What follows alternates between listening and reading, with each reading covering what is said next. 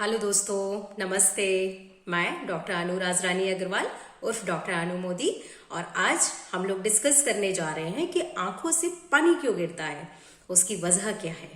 तो दोस्तों, ये जानने के लिए हम थोड़ा सा आंख की में पानी बनता कैसे है और ड्रेन कैसे होता है इसको समझ लेते हैं। दोस्तों, आंख में यहाँ पर अंदर की तरफ एक ग्रंथि होती है जिसको हम कहते हैं लेक्राइमल ग्लैंड, और ये लेक्राइमल ग्लैंड आंसू बनाने का काम करती है। ये आंसू आंख में एक टीयर फिल्म बना लेते हैं। आंसू की एक परत बन जाती है हमारी आंख के सामने वाले हिस्से पर, और जो एक्स्ट्रा वाटर है, एक्स्ट्रा जो टीयर है, वो यहाँ पर पलकों के अंदर दो छोटे छोटे छेद होते हैं।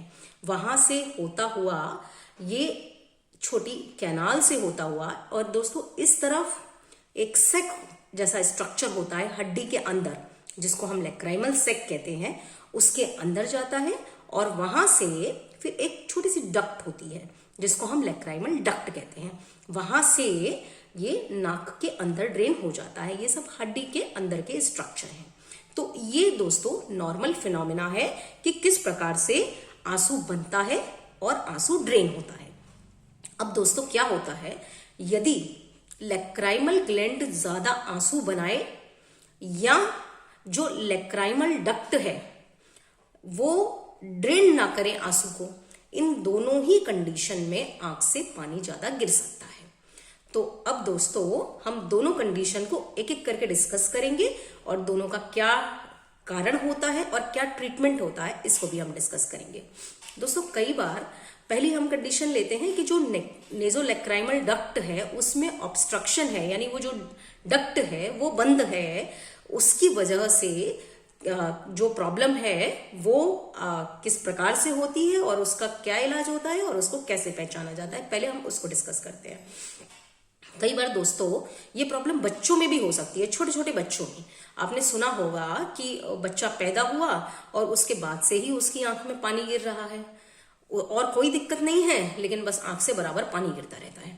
तो ये दोस्तों ये प्रॉब्लम होती है कंजेनाइटल नेजोलेक्राइमल डक्ट ब्लॉक की। इस प्रॉब्लम में दोस्तों जो आप नेजोलेक्राइमल डक्ट है उसके आगे एक मेम्ब्रेन बनी होती है, एक पतली सी झिल्ली बनी होती है, और वो झिल्ली जो है वही रुकावट डालती है और आंसू को ड्रेन नहीं होने देती है। तो हम लोग क्या करते हैं, इस प्रॉब्लम के लिए एडवाइस करते हैं मदर को। ये शुरुआत में ये बहुत अच्छा काम करता है। यदि बच्चे की एज 1 साल से कम हो तो ये फॉर्मूला बहुत अच्छा काम करेगा। आपको क्या करना है, यहाँ पर आंख और नाक के बीच में जो गड्ढा है वहां पर अपनी फिंगर को क्लीन करने के बाद में, नेल्स वगैरह ना बड़े हों, इस प्रकार से दबा करके मसाज करना है। दिन में 2-3 बार करना है, और जब भी हर बार करिएगा 2-3 बार दबा दीजिएगा। तो उससे क्या होती है, वो मेम्ब्रेन बड़ी मुलायम होती है, और हम यदि प्रॉपर तरीके से सही जगह पर और सही एज पर मसाज कर दें तो ये जो मेम्ब्रेन है ये मसाज से हट जाती है और ऑपरेशन की नौबत नहीं आती है। लेकिन यदि मसाज समय पर ना दी जाए या इफेक्टिव तरीके से ना की जाए या मसाज काम ना करे, 10-20% केसेस में ऐसा हो सकता है, तो वहां पर एक छोटा ऑपरेशन होता है जिसको हम लोग सिरिंजिंग एंड प्रोबिंग बोलते हैं, जिसमें ये दोस्तों आप देख रहे हैं ये सिरिंजिंग कैन्युला है। ये कैन्युला ये भी जांच भी करता है कि रास्ता खुला है या बंद है, और इस चीज के लिए मैंने एक सेपरेट वीडियो बनाया है। आप उस वीडियो को देख सकते हैं कि कैसे इस टेस्ट को किया जाता है, और बहुत ही सिंपल टेस्ट है, आपका कोई भी आई डॉक्टर इस टेस्ट को कर देगा। तो ये सिरिंजिंग एंड प्रोबिंग बच्चे को बेहोश करके जनरल एनेस्थीसिया दे करके हम लोग छोटे बच्चों में, 1 से 2 साल के बच्चों में ये प्रोसीजर कर देते हैं, और ये प्रोसीजर बड़ा इफेक्टिव होता है। कभी कभी ऐसा होता है ये प्रोसीजर नहीं सक्सेसफुल होता है, तो ऐसी कंडीशन में हम इस प्रोसीजर को रिपीट भी कर सकते हैं यदि हमें लगता है कि फायदा होगा। तो आमतौर पे 1-2 साल के बच्चों में ये अच्छा काम करता है और बड़े ऑपरेशन की नौबत नहीं आती है। लेकिन यदि ये काम ना करे, इससे भी काम ना चले, तो फिर हम लोग एक बड़ा ऑपरेशन करते हैं। बच्चे की उम्र जब 5 साल हो जाती है उसके बाद में करते हैं। इस ऑपरेशन को हम DCR ऑपरेशन कहते हैं। और दोस्तों बड़े लोगों में भी यही ऑपरेशन किया जाता है। बड़े लोगों में भी जब ये रास्ता बंद होता है आंसू का रास्ता, तो हम इस ऑपरेशन के द्वारा आंसू के रास्ते को खोलते हैं, जो कि हम दो तरीके से करते हैं दोस्तों। एक चीरा लगा करके सर्जिकल DCR, और दूसरा हम लोग करते हैं इसको लेजर के द्वारा, लेजर DCR, लेजर की मदद से करते हैं। दोनों की ही अपने अपने एडवांटेज और डिसएडवांटेज हैं, और सर्जिकल DCR के रिजल्ट्स 80 to 90% के बीच में आ जाते हैं।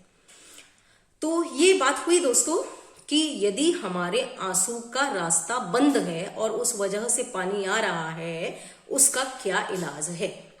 अब दोस्तों दूसरी वजह भी हो सकती है। हमने अपने डॉक्टर के पास गए, हमने चेक कराया, पता चला हमारे आंसू का रास्ता खुला हुआ है, फिर भी हमको पानी आ रहा है।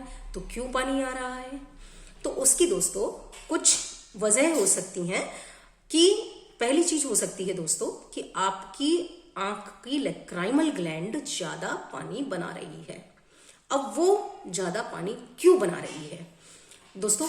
आंख में यदि कोई भी इन्फ्लेमेशन होगा, कोई भी इन्फेक्शन होगा, तो नेचुरल टेंडेंसी होती है आंख की कि हम इसको क्लियर कर दें, और उस क्लियर करने की फिनोमिना में आपकी lacrimal duct, lacrimal gland stimulate हो जाती है और वो ज्यादा पानी बनाने लगती है। तो यदि आपकी कंजक्टिवा, आंख की एक पतली सी लेयर है, यदि उसमें इन्फेक्शन होता है, जिसको हम कंजक्टिवाइटिस या आंख का आना कहते हैं, या एलर्जिक कंजक्टिवाइटिस भी होता है, तो उस कंडीशन में भी आपकी आंख से ज्यादा पानी बन सकता है। आपकी कॉर्निया, आंख की एक पतली लेयर होती है, ट्रांसपेरेंट लेयर होती है, जिसमें इन्फेक्शन हो जाए तो भी आंख से ज्यादा पानी आ सकता है। या आपकी आइरिस, जो पीछे का स्ट्रक्चर होता है, यदि उसमें इन्फ्लेमेशन हो जाए, आइरिडोसाइक्लाइटिस हो जाए, तो भी आंख से ज्यादा पानी आएगा। आपको यदि एंगल क्लोजर ग्लाउकोमा का अटैक पड़ा है, तब भी आंख से ज्यादा पानी आ सकता है। यदि आपकी आंख में कुछ फॉरेन बॉडी गिर गई है, कुछ कण गिर गया है, तो भी आंख से ज्यादा पानी आएगा। और दोस्तों कभी कभी जब आंख ड्राई आई की प्रक्रिया होती है, उसमें कुछ प्लैक्स बन जाते हैं, और उस वजह से भी आपकी आंख से ज्यादा पानी आ सकता है।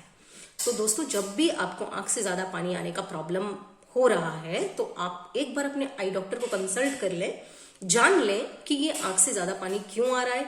इसमें से कुछ कारण ऐसे हो सकते हैं जो कि आपकी आंख की रोशनी के लिए खतरनाक हो सकते हैं।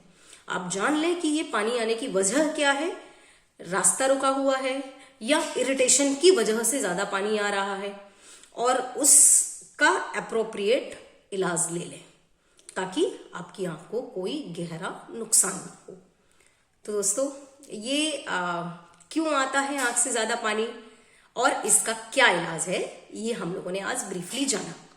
दोस्तों यदि आपकी कोई क्वेरी है जो सॉल्व नहीं हो पाई है, तो आप कमेंट बॉक्स में लिख करके पूछ सकते हैं। उम्मीद करती हूँ दोस्तों ये जानकारी आपके लिए यूजफुल होगी। तो अगली बार हम फिर मिलेंगे अगले वीडियो के साथ। तब तक के लिए take care, bye bye and जय हिंद।